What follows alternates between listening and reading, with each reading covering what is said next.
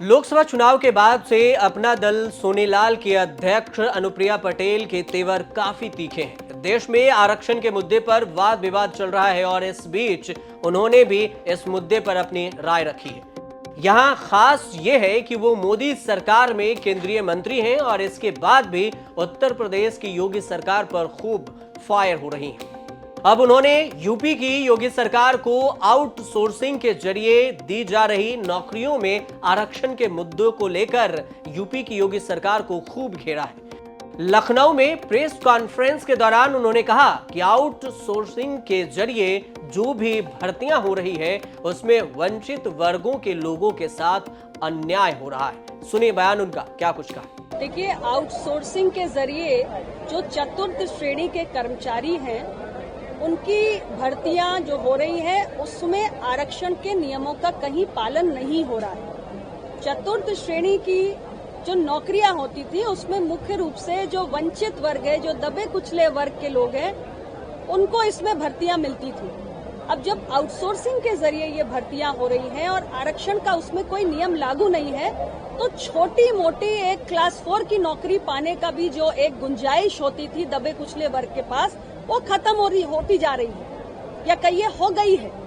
तो इसलिए हमारी पार्टी ये चाहती है कि आउटसोर्सिंग की प्रक्रिया के जरिए जो भर्तियां हो रही हैं उसमें जो आरक्षण के नियम है उसका पालन होना चाहिए। मुझे लगता है कि आपको पिछड़े, दलित, वंचित वर्ग के लोगों से जाकर उनकी भावनाओं को जानने का प्रयास करना चाहिए कि आउटसोर्सिंग को लेकर उनका क्या अनुभव है और उनको क्या इसमें अन्याय महसूस हो रहा है। आप जब उनसे बात करेंगे तो आपको उनका वही पक्ष समझ में आएगा जो अपना दल कह रहा है। अनुप्रिया ने इस आउटसोर्सिंग को कैंसर से भी गंभीर बता दिया है। मिर्जापुर के इस सांसद ने पूछ लिया कि सरकार के पास भर्तियों के अलावे और क्या विकल्प हो सकते हैं या फिर अभी क्या विकल्प है।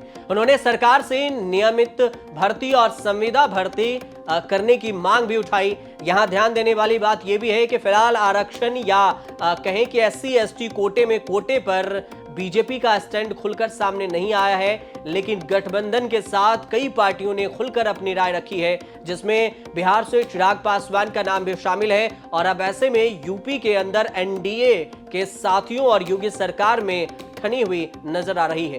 अनुप्रिया ने सिर्फ आउटसोर्सिंग पर ही नहीं बोला, उन्होंने जाति जनगणना के मुद्दे पर भी खुलकर अपनी बात रखी।